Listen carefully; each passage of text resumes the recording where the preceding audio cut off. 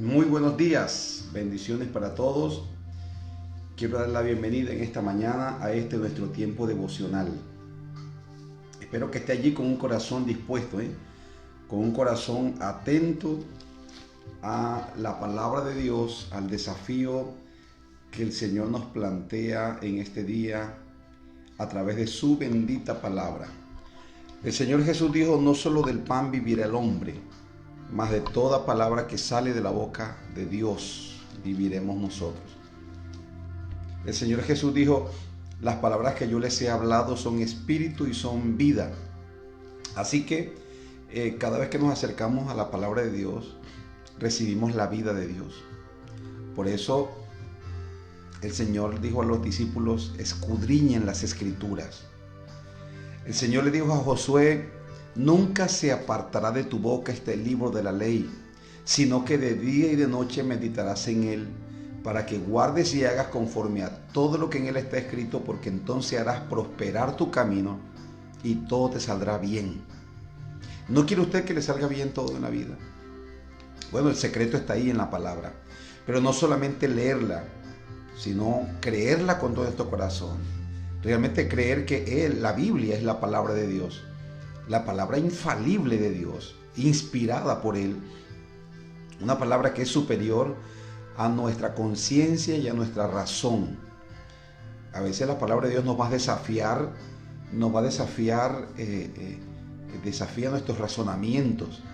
¿Qué hacer en ese entonces? ¿Qué hacer en ese momento? Bueno, creer lo que la Biblia dice. Porque el Señor Jesús dijo: el que oye mi palabra y la hace, le compararé con un hombre prudente que edificó su casa sobre la roca. Así que la palabra de Dios es el fundamento. El fundamento. Yo creo que si hay algo que al enemigo le interesa, es que los creyentes no lean la Biblia. Los creyentes no estudien la Biblia. Hoy, con tanta facilidad que tenemos de adquirir una Biblia, hasta gratis se nos ofrecen los dispositivos físicamente, pero realmente le cuesta de pronto, sobre todo en estos contextos donde la lectura no es un hábito. Bueno, debemos creer lo que la palabra de Dios dice.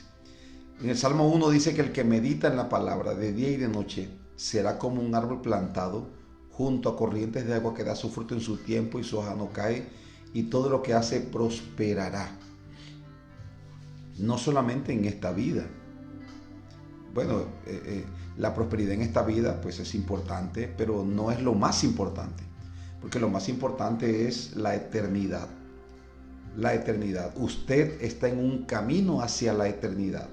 Un día va a partir de esta tierra y usted va a entrar en la eternidad. Y allí no va a entrar acompañado, ahí va a entrar solo, va a entrar sola. Y lo que usted se va a llevar de aquí es lo que usted ha vivido con la palabra, la obediencia que usted le ha dado, los resultados, los frutos, las cosas que se lleva de este mundo son aquellas cosas que usted vive de acuerdo a la palabra. Y estas palabras, como dijo el Señor Jesús, por estas palabras nosotros seremos juzgados, ¿no?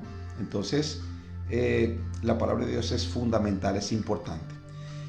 Hoy quiero que leamos el capítulo 15, porque ahí encuentro un reto muy interesante. El apóstol Pablo aborda el tema de la resurrección de los muertos en el capítulo 15 de la primera carta del apóstol Pablo a los Corintios. Ya estamos terminando la carta. Y aquí el apóstol aborda un tema crucial, un tema fundamental, doctrinal, poderoso, un tema que todo creyente debe conocer. Así que yo le recomiendo que en este día usted pueda darse a la tarea de leer todo el capítulo. No podemos leer todo el capítulo, de hecho vamos a enfocarnos en la amonestación que el apóstol hace a los creyentes, pero no vamos a enfocarnos en el tema doctrinal en sí, sino en la actitud que estaban teniendo los creyentes, actitud que el apóstol Pablo quiere corregir, y ahí es donde encontramos nuestro reto. Pero quiero recomendarle que usted en casa pueda leer todo el capítulo 15 de la primera carta del apóstol Pablo a los Corintios, porque nos habla de un tema fundamental, un tema crucial para nuestra fe, como lo es la resurrección de los muertos, la resurrección de Cristo de los muertos. Entonces, vamos a la Biblia para mirar lo que el apóstol Pablo le dice a los creyentes en Corinto. El reto que el apóstol Pablo plantea a los corintios, lo vemos implícito allí, pero también es el reto que nos plantea a nosotros el día de hoy, es conocer las verdades fundamentales de nuestra fe. Ese es el reto que el apóstol Pablo nos plantea. Conoce las verdades fundamentales. Cuando hablamos de verdades fundamentales estamos hablando de la doctrina de la iglesia. Yo le pregunto en esta mañana, ¿conoce usted las doctrinas? Las doctrinas en donde se fundamenta su fe, ¿las conoce usted? Bueno, vamos a hablar de eso en esta mañana. Aun cuando no vamos a dar una explicación, vamos a hacer una lectura al final de lo que son nuestras doctrinas.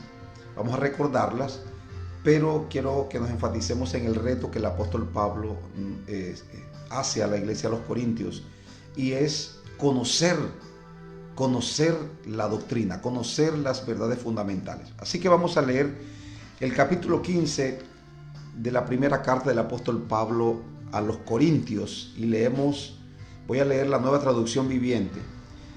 Dice: ahora, amados hermanos, permítanme recordarles la buena noticia que ya les prediqué. En ese entonces la recibieron con gusto y todavía permanecen firmes en ella. Es la buena noticia que los salva a ustedes.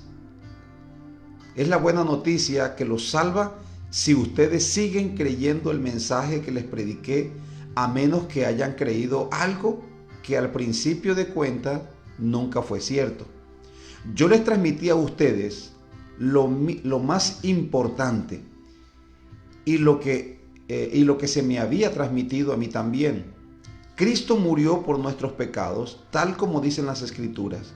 Fue enterrado al tercer día y fue levantado de los muertos, tal como dicen las Escrituras. Amén. Allí el apóstol comienza o sigue hablando acerca de las pruebas de la resurrección de Cristo. Se le apareció a Pedro, se le apareció a los 12, se le apareció a más de 500 personas al mismo tiempo. La Biblia dice que en boca de 2 o 3 testigos conste toda palabra. Para que un testimonio sea aceptado como verdadero, deben no solamente debe ser un testigo presencial, sino que el testimonio debe estar corroborado por 2 o 3 personas. Pero el Señor dice, Pablo dice, mira, la resurrección de Cristo es veraz. Se le apareció a Pablo, se le apareció a los 12, se me apareció a mí, por último, como un abortivo. Pero escucha, se le apareció a 500 personas, a más de 500 personas al mismo tiempo. Así que todas esas personas son testigos. Así que no es ni 1, ni 2, ni 3, ni 4, ni 10 testigos, son muchos testigos de la resurrección de Cristo.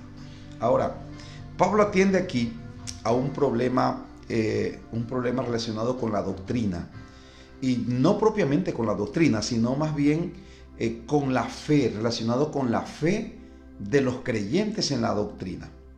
Los creyentes en Corinto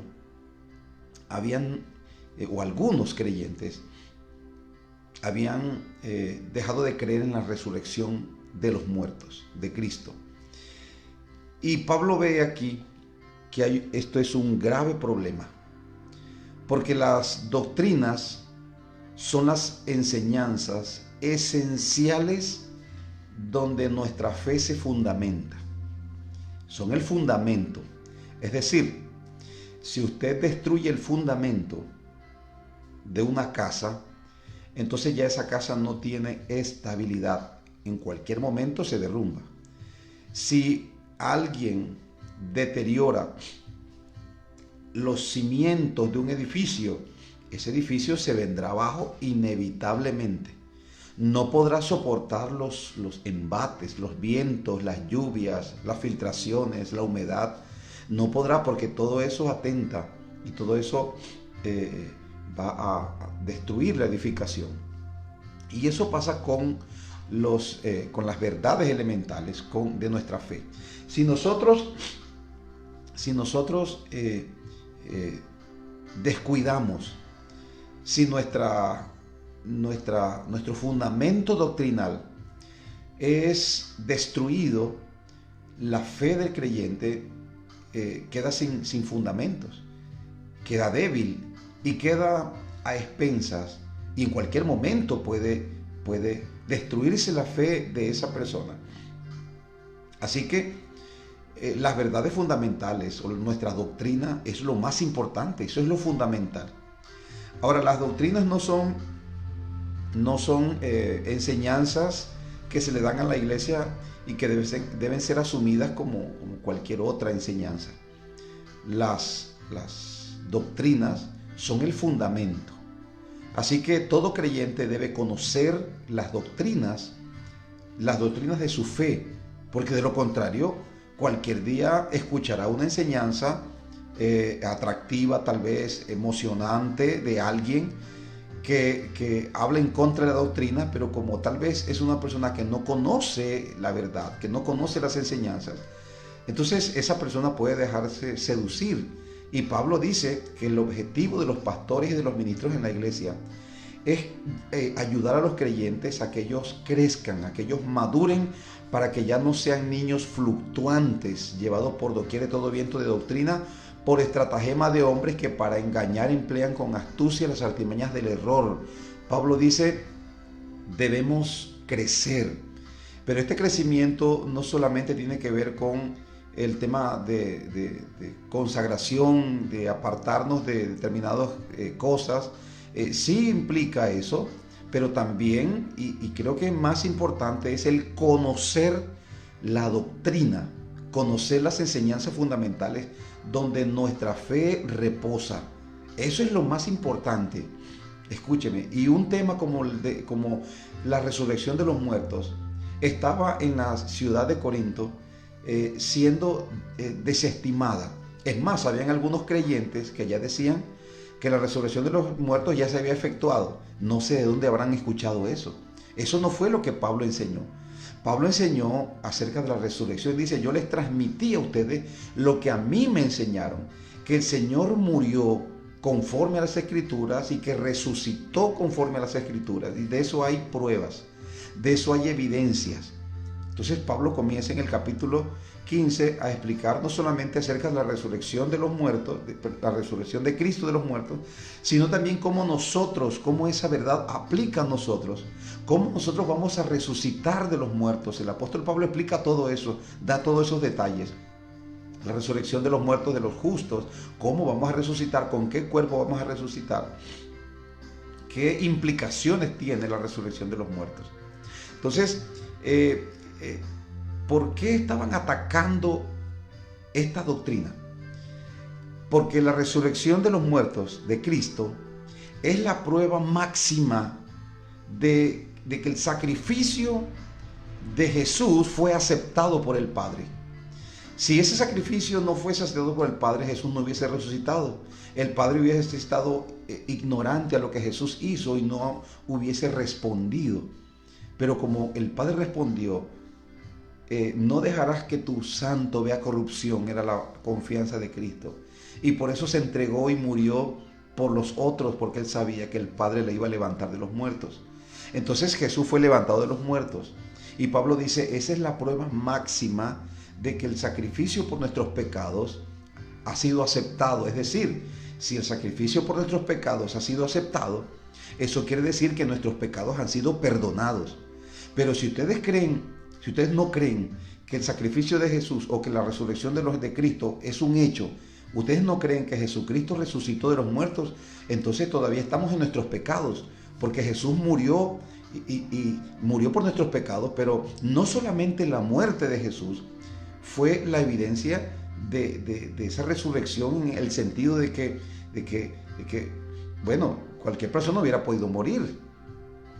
Pero resulta que la resurrección de Cristo es la evidencia de que ese sacrificio fue aceptado por Dios. Entonces Pablo dice, por eso mismo es que esta doctrina, esta enseñanza es tan importante que la aceptemos, porque nos ayuda a nosotros a tener la confianza de que nuestros pecados han sido perdonados, pero en segundo lugar, la resurrección de Cristo se presenta como un modelo, como un ejemplo de lo que va a sucedernos a nosotros los creyentes. Es decir, que así como Cristo resucitó de los muertos, nosotros también vamos a resucitar. Todo lo que el Padre hizo con Jesús al resucitar de los muertos, dándole un cuerpo glorioso que ya no muere, que ya no se enferma, que ya no sufre, ese mismo cuerpo vamos a recibir nosotros los creyentes, porque Cristo es la primicia. Es decir, en Cristo sucedieron todas las cosas que van a suceder con nosotros, porque nosotros somos la cosecha. Entonces, esta enseñanza comenzó a ser atacada. ¿Qué pasa cuando un creyente ya dejó de confiar en la resurrección de Cristo? Cuando ya no cree en la resurrección. Es un creyente que se entrega al materialismo, se entrega a vivir para este mundo y pierde de vista no solamente la recompensa eterna, pierde de vista su eternidad, su salvación. Entonces Pablo ve aquí que hay un grave problema, y el problema consiste en eso.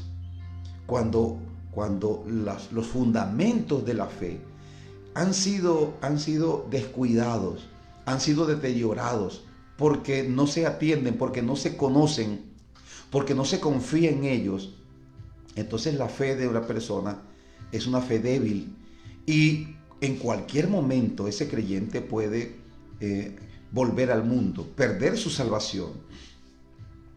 Precisamente por eso, porque lo que nos mantiene, lo que nos da firmeza, lo que nos mantiene anclados en la salvación, son las doctrinas.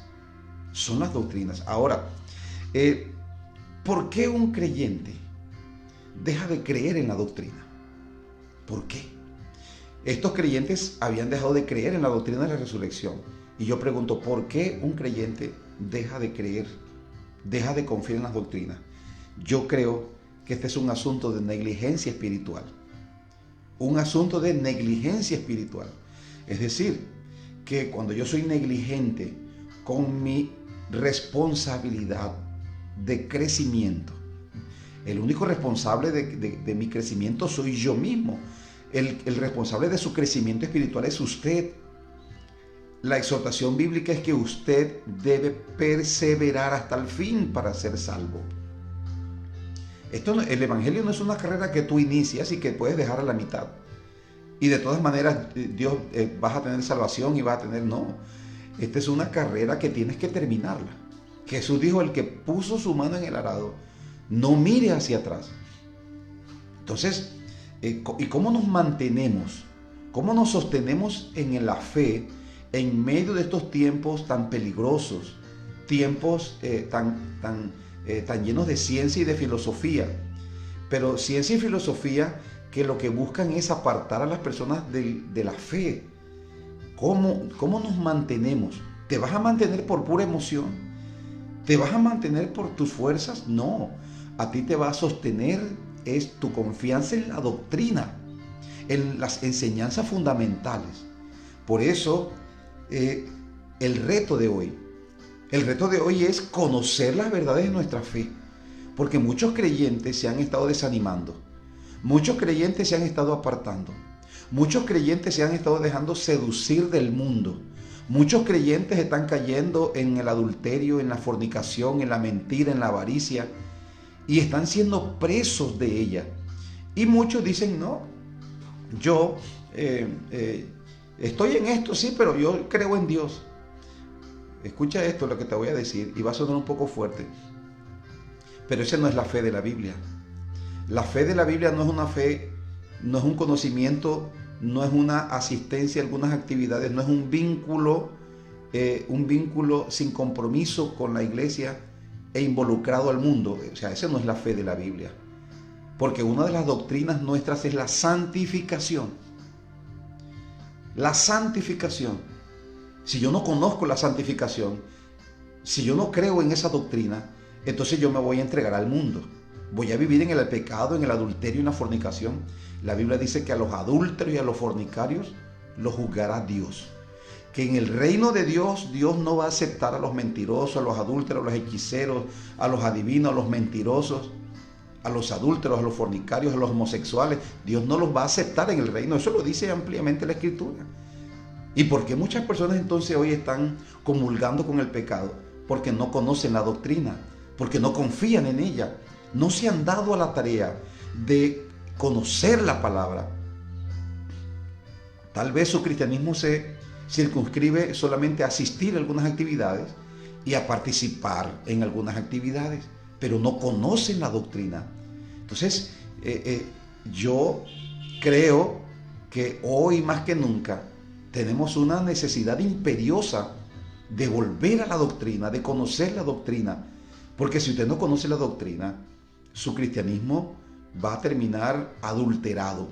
Su cristianismo va a terminar, escúchame bien, lleno de conceptos y de prácticas que te van a apartar de Dios y del reino, y ni siquiera tú mismo vas a saberlo.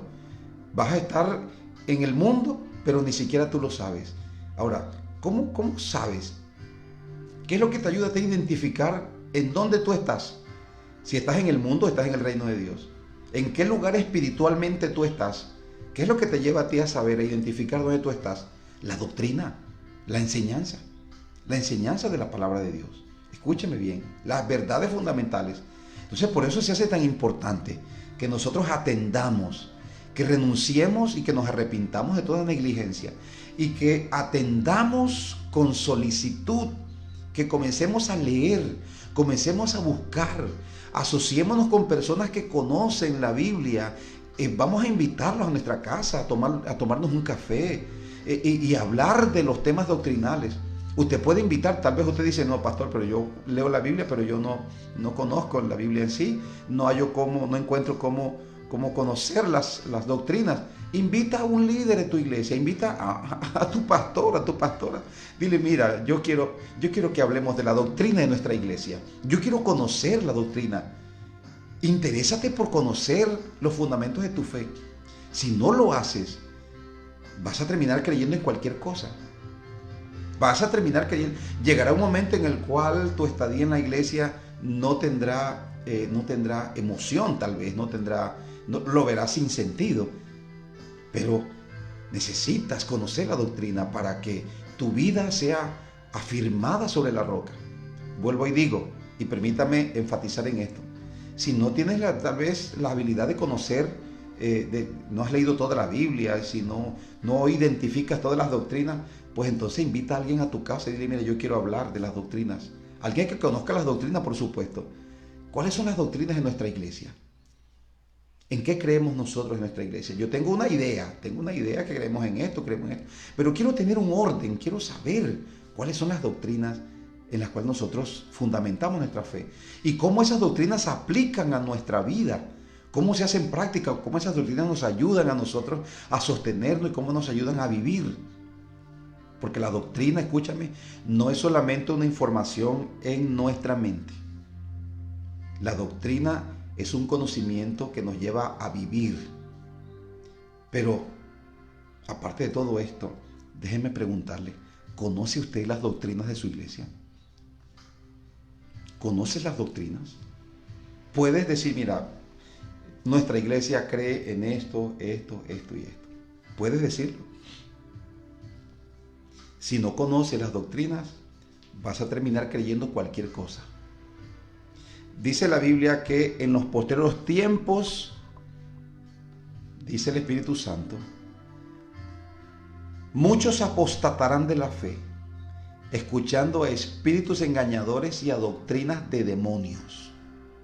Es decir, que en este tiempo hay una actividad espiritual fuerte, que está hablando, que está dando visiones y hablando en sueños a las personas. Es decir, las tinieblas están hablando. Y como los creyentes que no conocen la doctrina, que no identifican, que no conocen la palabra, Dios los guarde, tengan una experiencia de esta. Ellos se van a emocionar y van a creer que Dios les está hablando cuando realmente son las tinieblas. De eso yo conozco muchas personas que se han apartado de la fe por eso. Y yo le digo, mira hermano, la Biblia, pero le dan más importancia a la experiencia. Y la experiencia, si es del Espíritu Santo, es maravillosa, pero y nos edifica, pero si no viene del Espíritu Santo, hermano, los demonios también hacen milagros, los demonios también hablan, los demonios también hablan en sueños, nos dan visiones, etc. O sea, hay una actividad espiritual fuerte y lo que está en juego es tu salvación, la salvación de tu casa, de tu familia, está en juego, la salvación de muchos. ¿Cómo hacemos para mantenernos firmes en medio de estos tiempos? La doctrina. La doctrina.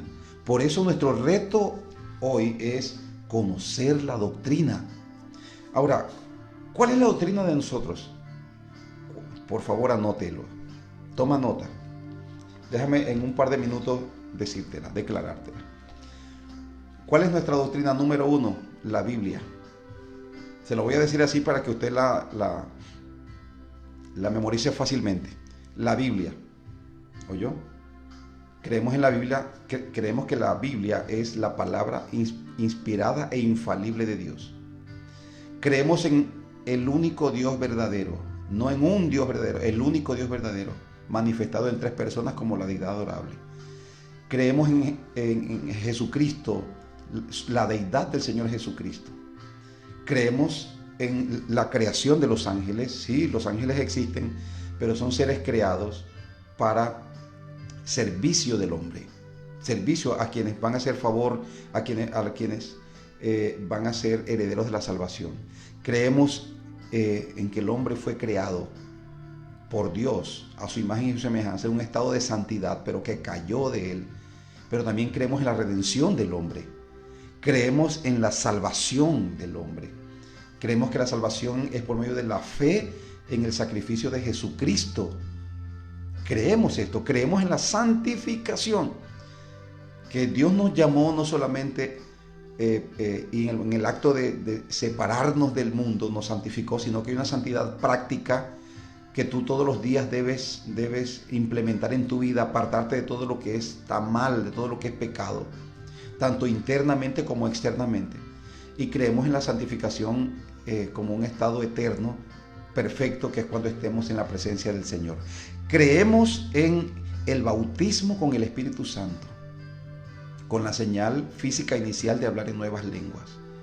Creemos en la sanidad divina. Creemos que la sanidad divina hace parte de la redención, que Dios nos redimió, pero que también nos dio a nosotros la promesa y la bendición de experimentar sanidad divina. Creemos en la iglesia y su misión. Creemos que la iglesia, nosotros, el cuerpo místico de Cristo, tenemos una misión que cumplir, que es la evangelización de las naciones. Creemos en las ordenanzas.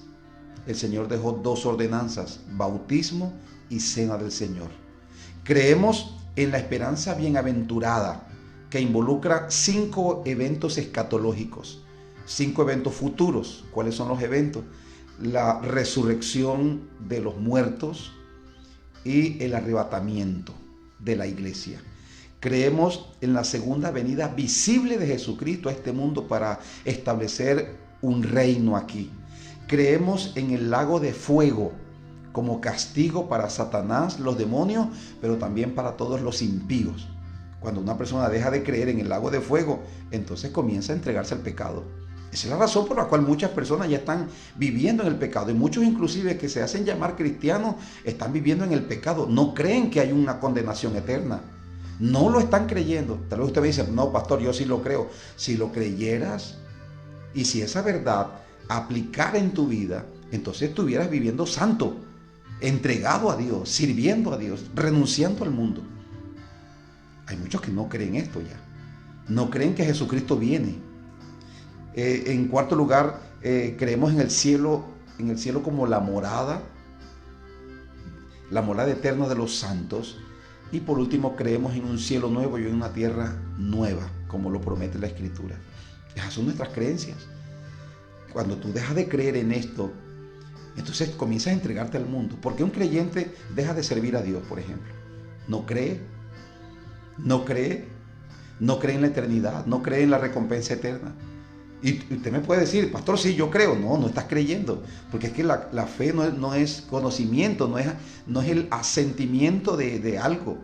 No es tú estar de acuerdo con algo. Es que mi fe en la Biblia implica acciones. O sea, yo hago lo que yo creo. O sea, mis obras, mis acciones diarias demuestran en lo que yo estoy creyendo. Si yo soy un creyente que me santifico, si yo soy un creyente que le sirvo a Dios, yo soy un creyente que, escúcheme, yo, valga la redundancia, estoy creyendo en lo que Dios dice en su palabra. Nos hace falta conocer tanto la doctrina, mi hermano. Esto no lo podemos dar en un devocional solamente. Las doctrinas no podemos conocerlas. Es una vida dedicada a estudiar esto. No podemos conocerlas en un instante nada más.